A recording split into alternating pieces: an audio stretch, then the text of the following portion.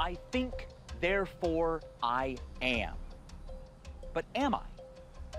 I think a single microscopic brain cell cannot think, is not conscious. But if you bring in a few more brain cells and a few more and connect them all, at a certain point, the group itself will be able to think and experience emotions and have opinions and a personality and know that it exists.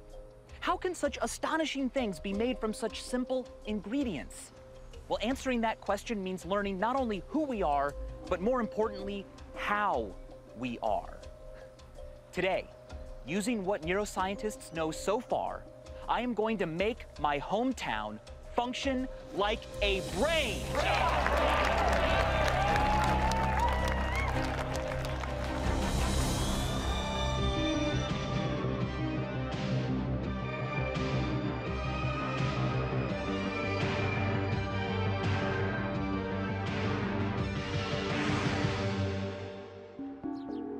A single brain cell is tiny, both in size and abilities.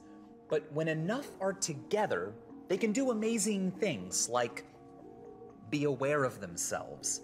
When the collective power of a group working together is greater than the sum of their individual parts, that is called emergence. In a similar fashion, we as individuals are connected to the people around us. Those connections form communities that, when functioning properly, can work together to accomplish amazing feats. A great example is wisdom of the crowds. Even if not a single person in a crowd knows the right answer to a question, collectively, they can all somehow know the right answer. In 1987, economist Jack Trainer conducted the bean jar experiment. He asked 56 students to guess the number of jelly beans in a jar.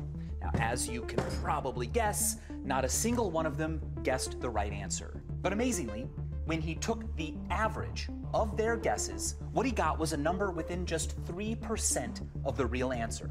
Now, some people guessed way too high, but others guessed way too low. So altogether, their errors balanced out. And from a whole bunch of wrong guesses, the true answer emerged. What else can a crowd do? If I got a bunch of humans together and had each one of them act like a brain cell, turning on or off in response to the actions of other people, could I make a neural network like the one in our brain? And if I had enough people, could intelligence, emotions, a mind emerge? If I recruited every single person in the country of China and arranged them like neurons, would the result not only be a simple brain, but something that can think and feel and be aware of its own existence? Well, this is the China Brain Thought Experiment, first proposed by Lawrence Davis and later Ned Block. It's never been done before, and, well, unfortunately, I don't have access to everyone in China. I made some calls and a lot of them are busy. But the first step is to see what a crowd in real life can even do.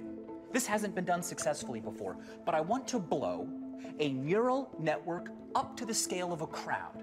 And what better crowd to use than one made of the people whose emergent properties made me who I am today? That's right, I am going home to Stillwell, Kansas.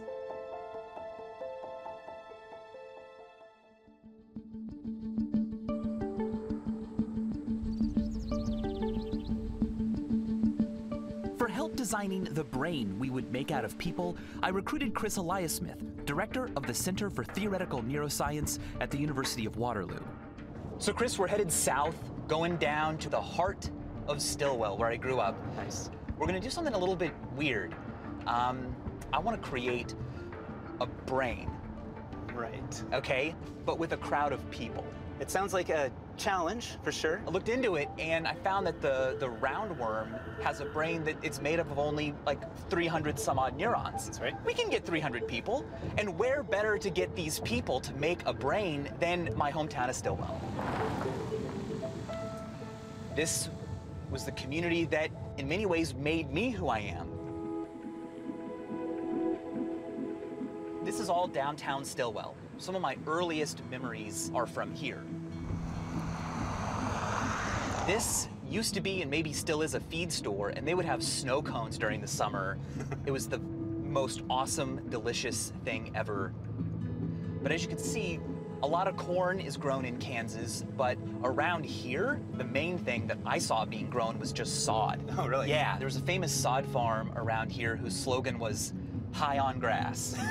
It was pretty edgy for the time. Okay, so back to the brain that we're gonna make. You know, building brains is in my job description. I wrote a book called How to Build a Brain.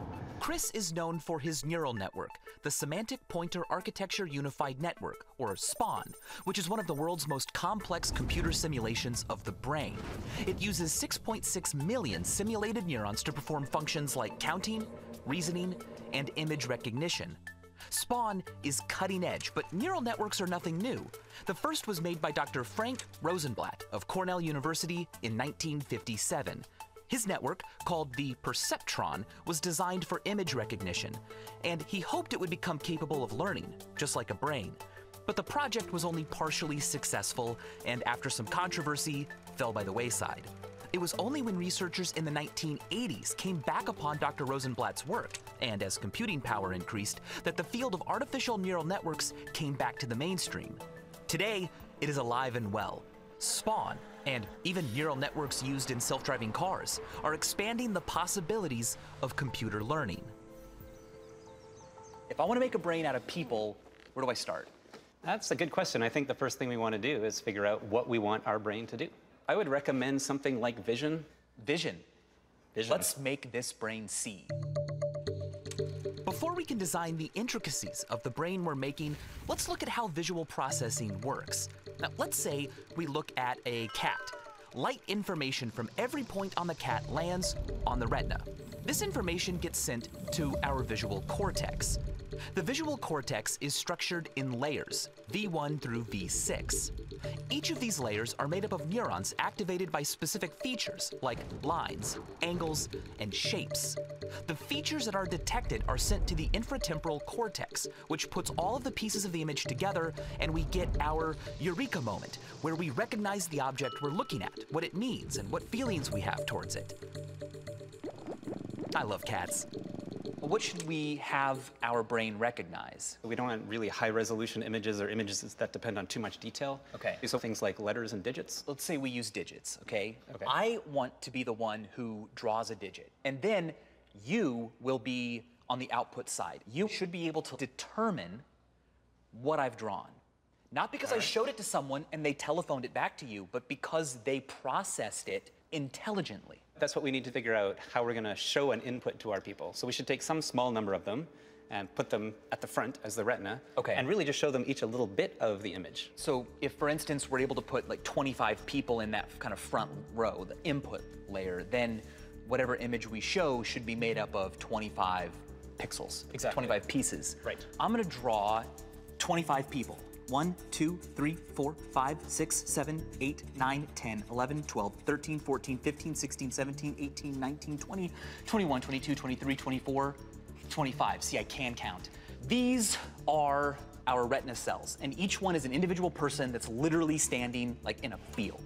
What do they then do next? So they merely need to indicate whether or not their cell is on or off. All right. So they should start firing. They should start spiking like a neuron. What could they do to indicate that they're firing or not? They could jump up and down. They could wave a flag. Okay, I like that. When Chris and I use words like firing and spiking, we're talking about how brain cells, neurons, talk to one another by sending an electric message from one cell to another. It's called an action potential, and it travels down the axon of the cell. When the ionic flow into a brain cell reaches a certain threshold, the cell will fire an electronic message down its axon. So a neuron can either be on or off. It's either firing or it's not firing. What we need to find is a way for a person to be either on or off.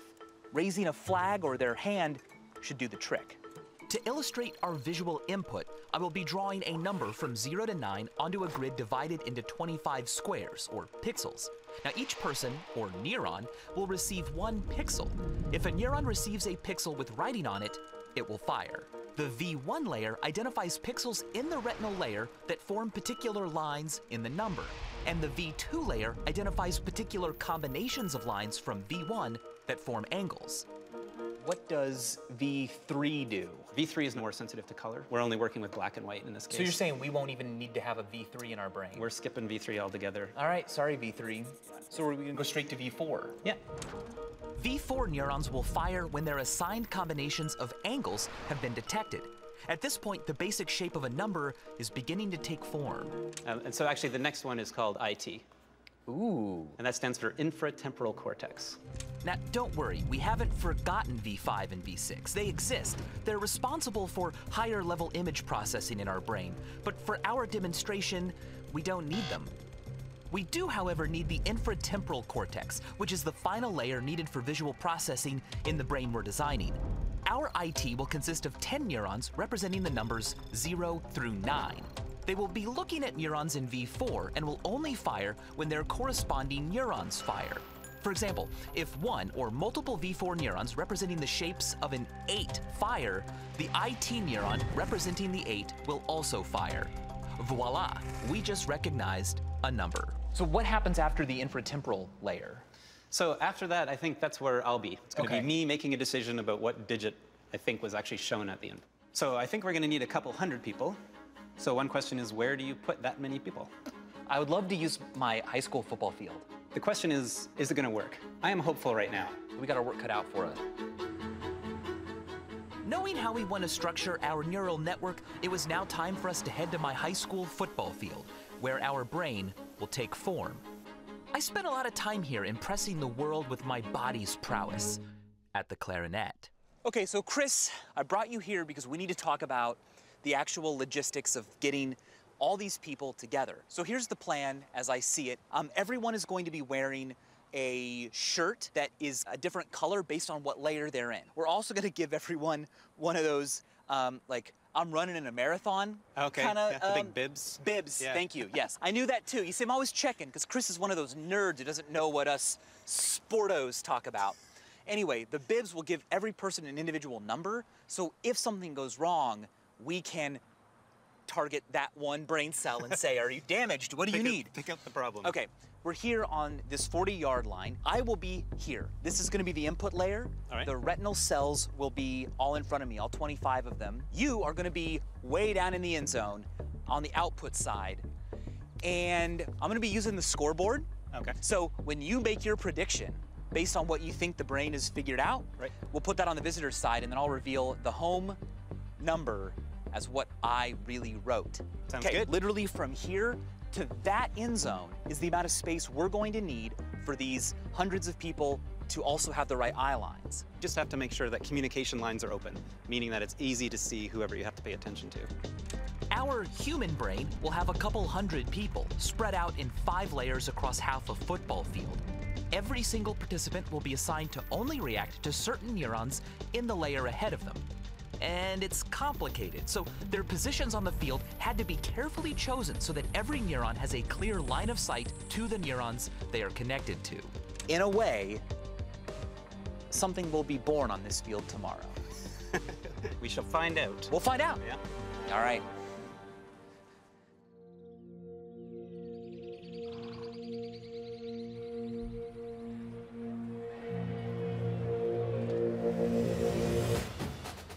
So what does it take to turn Stillwell into a brain?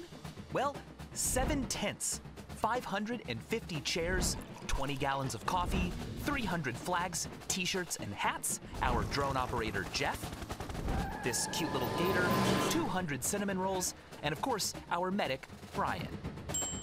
Now, all that's left is to pull this all off. A community is something that is bigger than the sum of all of its parts, and so is a brain. Now, today, I'm feeling pretty excited about the neural network we're gonna build out of people, because there's a 0% chance of rain, but a 100% chance of brain. Okay, yeah, we'll get started. The gates are open and our neurons are filing in. First, they're all given color-coded t-shirts associated with the layer of the brain they will represent. This one will go in the center. And then they will take to the field to get in position.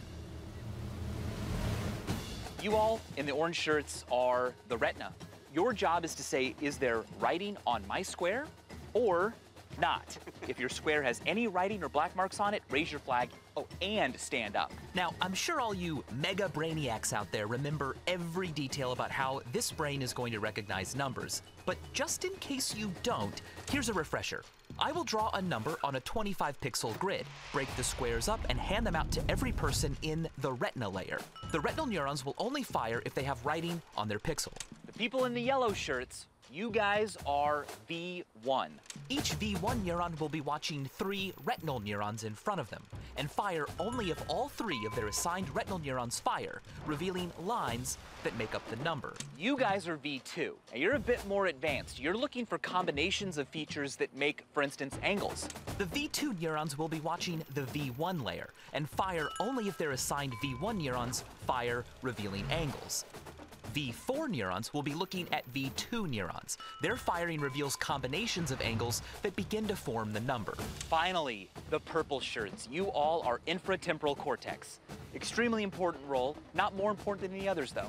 Part of the IT's function is to inhibit incorrect results it receives from the V4 layer. For example, if V4 neurons are indicating both a 6 and an 8 will outrank a 6 because an 8 has more features. Chris will determine the number by interpreting the results from the IT layer. Got it? Good, because it's happening now. All right, it is time for me to draw my first numeral. Stand by.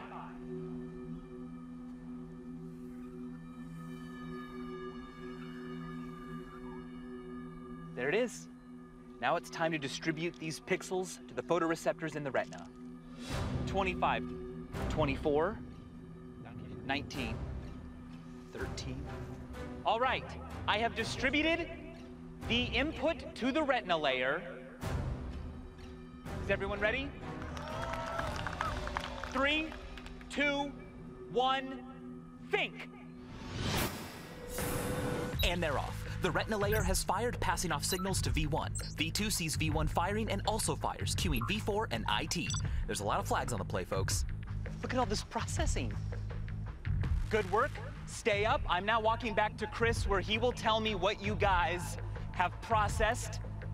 All right, Chris, it actually happened way faster than I thought. It took me forever to get over here. They were already done thinking. So it was really interesting to watch. We have a little bit of noise in the system for sure, because we actually kind of have 2 answers at the end. So I'm going to be doing something that brains do, which is kind of make a guess sometimes based on the best evidence. All right, Chris, what numeral do you think I drew? I think you drew a 3.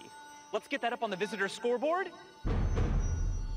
The numeral I truly drew was a 3. Nice work. There was some noise in the system. I think we can perfect this a little bit because it wasn't a confident 3, but Chris did still get it right. And by Chris, I mean all of you. We gave each of our IT neurons a clear tube and plastic balls to make their job easier. Every time they see one of the neurons they're watching fire, they put a ball in their tube. If a neuron they're inhibited by has more balls than they do, they stop firing. Our model had a mistake. You should have been inhibited by 254, meaning that if 254 is firing and puts a ball in the tube, you just sit down. Okay. But we didn't have 254 written down into your code. I'm gonna do that right now. With that kink worked out, it was time to try again.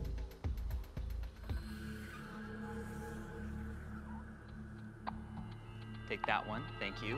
24. 3, 2, 1, go! Ooh, there's not much happening in V2 and V4, or IT for that matter. Looks like our brain died. Something definitely went wrong. The processing stopped in V2. So, I think our brain broke. Not a single person in V4 or the infratemporal cortex has been activated. Seems like something very strange happened when the light went through the lens and got to the retina. Okay, but what you really mean is that I handed the pixels out to the wrong neurons. It's looking that way. Wow, who would have thought that the worst working part of the machine would be the actual people who get to be people and not brain cells? I know, right? Okay, I think I'm gonna do an 8 this time. And I'm gonna put it kind of up in this corner or along that side. This is pretty weird. It's not centered, it's not filling up the whole space. Let's see if our brain can recognize it. Each pixel of our image needs to go to a particular retinal neuron. To make sure I didn't mess it up again, we put numbers on the back of each one. Is everyone ready? Okay. 3, 2, 1, go! Oh yeah. Whoa, that was fast. Blink and you'll miss it, so let's take a break because this is the Mindfield play of the game. The 8 I drew contained 13 pixels, and bam, the 13 retinal cells connected to those locations are firing. Now that's what I call a sensation. V1 reads the formation perfectly. They don't even know it, but each one firing means a horizontal, vertical, or diagonal line has been caught. Now look at neuron 40's speed. It's sensitive only to a horizontal line low and to the right, which my 8 had. If retinal cells 23, 24, and 25 all fire together, such a line has been sensed. And watch this. Boom. Champion reflexes there, folks. If the V1 neurons a V2 player is watching fire, they stand, and that means that the lines V1 caught made some corner angle. Standing V4 neurons are shapes made by those corners, but it all comes down to IT. A bunch of them fire. Lots of numbers contain the shapes I drew, but there can only be one MVP, and dang, look at this teamwork. 3 is inhibited by 8. 0 is inhibited by 8. If 8 is getting this much activity, sit down and let that neuron score. This, my friends, is what we in the cognition sports biz call a GR8 play. The purple people neurons make me think that you wrote an 8. An 8. Let's put an 8 up on the scoreboard. And as it turns out, the numeral that I did write was an 8. Nice job. That was good. This was our first definitive success. Now it's time to really put the system to the test. So I'm gonna draw 1, but then I'm gonna add a line down here, and I'm gonna do a dot right there. And we're gonna see if that noise trips up our brain. 3, 2, 1, go! My guess is a 1. The number that I drew was in fact a 1. 7, and I'm gonna put a line through it. Go! Oh yeah. Man, these people are good. The brain thinks it just saw a 7. I wrote a 7. Nice work. Nice work. With 2 successful results in a row, for the last test, I want to see what will happen if I really mess with our brain. I'm not even going to draw a number. Instead, I'm gonna fill in every single cell. This means that every single neuron in the retina will fire, will stand up and wave. Let's see what happens. My prediction, of course, is gonna look like an 8, because an 8 is a numeral that fills in a lot of the cells. Are you all ready? Good. Chris, are you ready? Ready? All right, I'm ready. 3, 2, 1, go! What? Look at that. Holy cow! It looks to me like you essentially opened up the eye and shone a laser right into it. Right, yeah. So what I did is I didn't even draw a numeral. I just scribbled all over the whole thing. I filled in every single cell.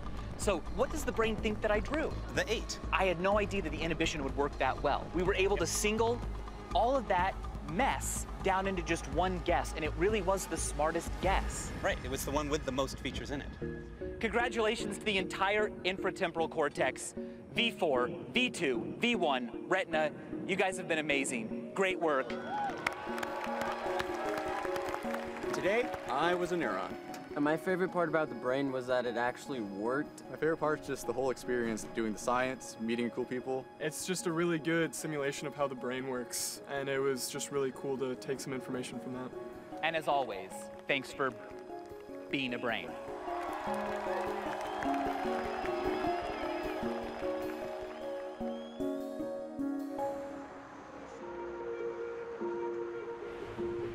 Our small-town brain did work as predicted. Made up of only a couple hundred neurons, each one with no idea what number I was drawing, it was nonetheless able to process the image and determine the correct answer. We created a living, breathing model of a part of the human brain. And our demonstration was a new way to illustrate and share how the human brain processes visual information. We were able to watch it process, think, in real time, and that's amazing. Its success shows what we can achieve by working together.